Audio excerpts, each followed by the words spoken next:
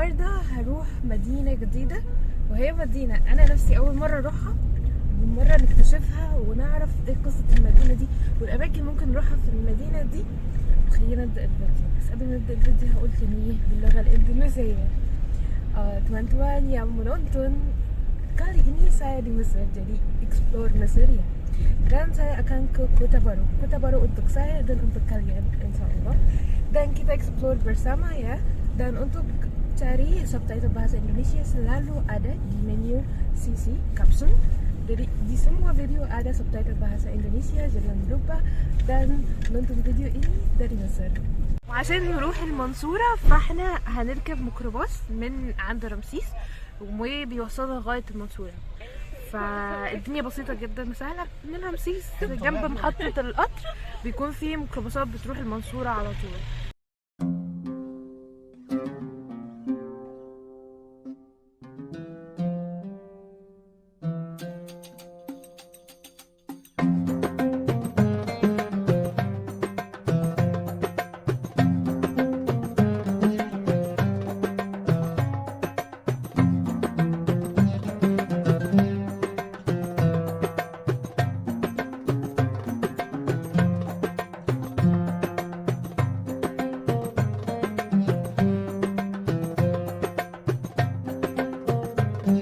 المنصورة لو حبيت تعرفوا اكتر عن المنصورة فهي منصورة في شرق الدلتا وتعتبر في شمال مصر، وهي اصلا مش محافظة، هي مركز لمحافظة الدقهلية.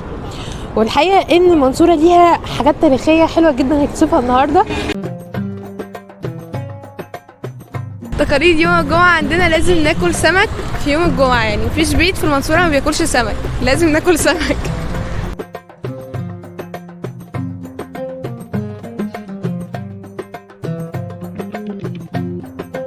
موجودين عند انور بتاع الفول والطعميه في المنصوره عشان هناكل فول، وده وجبه الفطار المصري عند شارع الترع.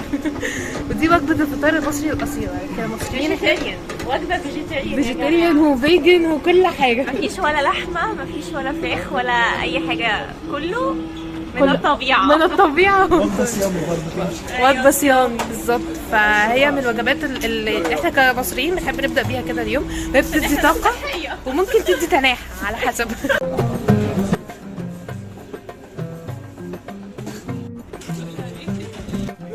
ربنا يبارك فيك. من مصر ولا من القاهره.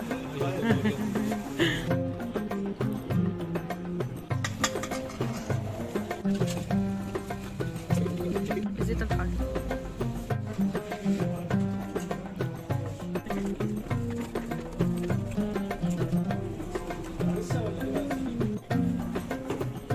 ورينا كده الفول بيتاكل ازاي الطريقه المصري. انا قطعتها للاسف خلاص. كده نعمل ودن قطه ونغلب.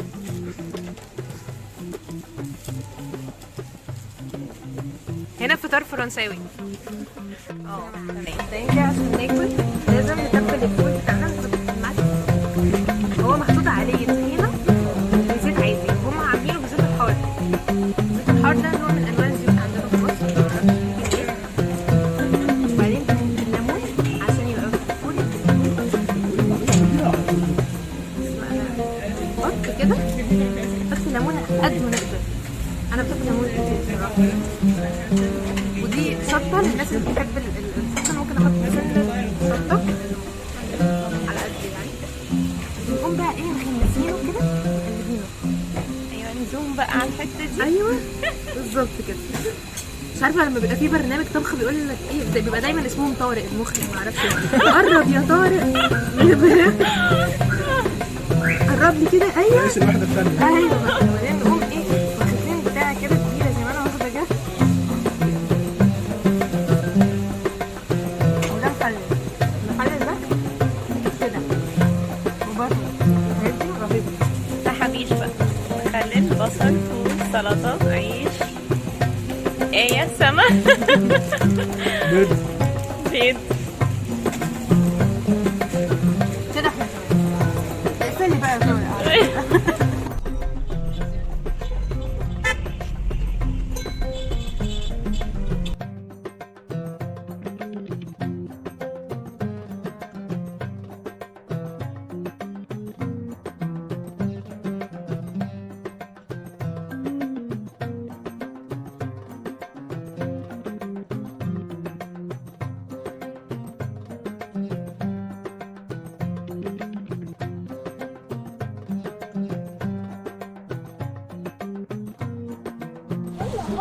دلوقتي احنا موجودين في نادي جزيرة الورد اللي احنا كنا مسمينه نادي جزيرة الشاي، معرفش ليه، او عبد الله تحديدا كان مسميه كده. ايوه يا جماعه في حاجه اسمها جزيره الشاي، انا متاكد. هندور على جزيرة الشاي، هندور، بس احنا دلوقتي في جزيرة الورد. سواء في الاصل اصلا كانت المنصورة مشهورة بان اللي هي تعتبر زي جزيرة وحواليها ورد كتير قوي، فكانوا بيقالوا عليها جزيرة الورد. احنا متواجدين دلوقتي في نادي جزيرة الورد، واللي ورانا ده النيل، دلوقتي ده النيل، والناحية التانية دي مدينة طلخة، وهناك في كوبري بتاع طلخة.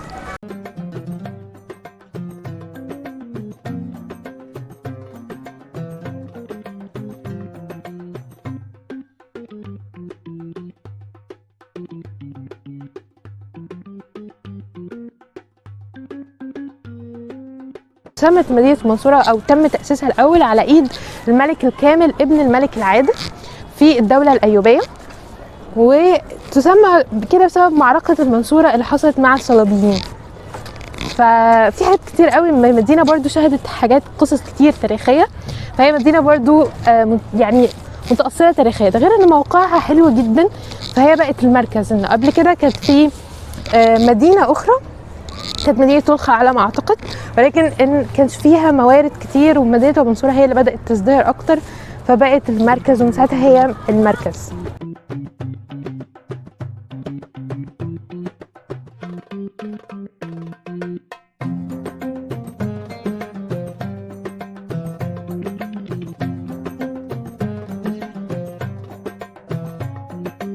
بقول لك هنا ده فرع دمياط ده، ها؟ فرع دمياط. وطبعا ايه الحمله الفرنسيه لما جت من دمياط، لان دمياط على الايه؟ على البحر المتوسط. اول ما نزلوا على الايه؟ على البحر المتوسط. دي كانت عندهم ايه؟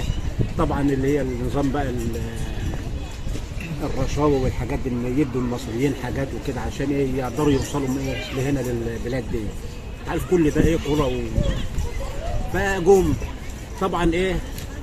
اصطدموا بايه؟ بالنيل بقى. هم هنا في الجهه الثانيه، في البر الثاني ده اللي هو بر طلخه، والمنصوره هنا في البر ده. قعدوا ايه؟ فتره بقى، فتره ايه؟ على ما ايه؟ يشوفوا محاولات لايه؟ طبعا الكلام ده بقى في القرن ال19، عايزين يشوفوا ايه؟ محاولات وايه علشان يلهم شعب المنصوره عن الدفاع عن البلد. لكن كل ده بقى ايه؟ كانت شجره الضر هنا، وكان جوزها مريض، واخفت عن الجيش ان هو ايه؟ مريض، علشان ايه؟ ما يحصلش ايه؟ تقاعس من الفرنسيين هنا في البر الثاني دي. يحاولوا يعملوا ايه؟ يعملوا بتاع قلاع ويولعوا فيها نار علشان ايه؟ يلهم الايه؟ الجنود بتوع المنصوره عن الايه؟ المهم عملوا يعملوا محاوله يلاقوا من الايه؟ الرفض اكتر من شعب المنصوره. دفاع بمسالة خالص. يعني كان بقول لك معارك انتحاريه.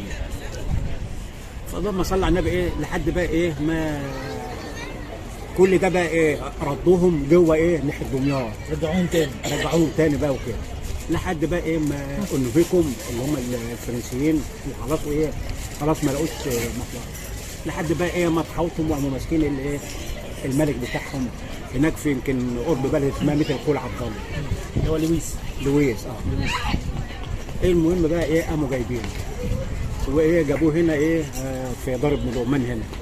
يعني تنزل الكوبري ده اهو، تمشي كده قصاد منه، تنزل كده اهو حوالي ايه؟ 200 متر هتلاقي دار ابن لقمان على اليمين كده. السجن اللي كان اتحط فيه، السجن اللي اتحط فيه لويس وقرايبه والحاشيه بتاعته والحاجات دي كده. وطبعا بقى ايه؟ جت بقى ايه؟ المفاوضات بقى ايه؟ بين فرنسا وشجره الدر. شجره الدر هي اللي تعتبر هي المهيمنه على صارت بقى المفاوضات، فرضت مبلغ كبير عليهم. فطبعا ايه؟ بعد الرجاء وسيادتك ومش سيادتك ومش عارف ايه، قامت مخفضه لهم ايه؟ نص المبلغ وكده. وطبعا ايه؟ كانت عمليه ايه؟ في التاريخ المصري ايه؟ ده انتصار اهل المنصوره على ايه؟ الحارس بتاع السجن كان اسمه صبيح تقريبا. كان اسمه صبيح. ما بقول لك القصه هناك عند سما في ثالثه اعدادي، قصه شجره الدور. هو ده التاريخ بتاع ايه؟ مدينه المنصوره. ولذلك ايه؟ من يوم الانتصار ده ايه؟ سموها المنصوره. يا رب دايما منصوره. لكن ايه؟ على ما اظن يعني بالتالي كده كان إيه؟ الاسم العام كده جزيره الورد. يعني قبل ما تكون اسمها المنصوره كان اسمها مشهوره بجزيره الورد. جزيره الورد. على اساس برضه زي ما انت شايف النيل والخضره والحاجات دي كده. لكن بعد انتصار على الفرنسيين بقت المنصورة. السمك هي في كلتا الحالتين اسمها جميل، سواء جزيرة الورد أو المنصورة.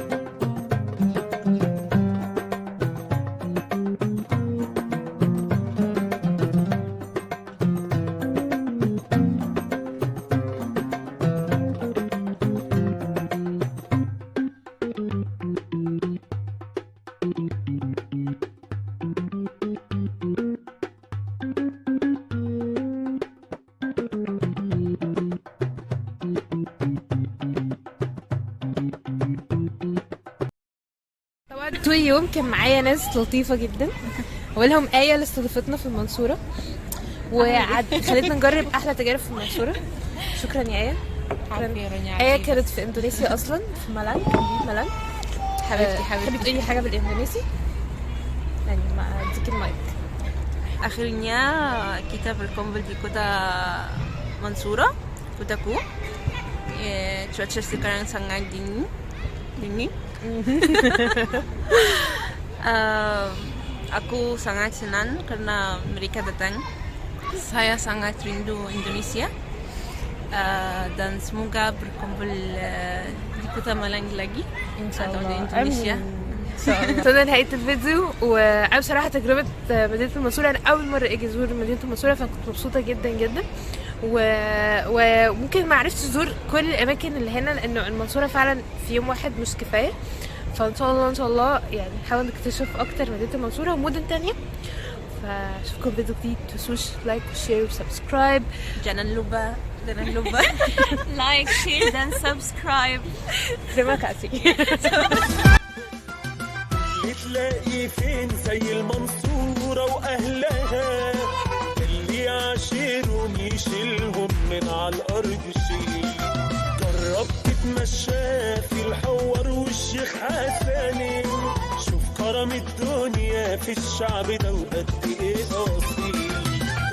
تلاقي فين زي المنصورة وأهلها اللي عاشرهم يشيلهم من على الأرض شيل. في الحوار والشيخ حسنين، شوف كرم الدنيا في الشعب ده وقد ايه اصيل. احسن صحبه نعيش كلنا على الكورنيش، واحنا في شارع الجيش نجيب العيش وبسم الله. واما الشمس تغيب نطلع على المدير، نطلب شاي بحليب وقهوه ساده على قنديل.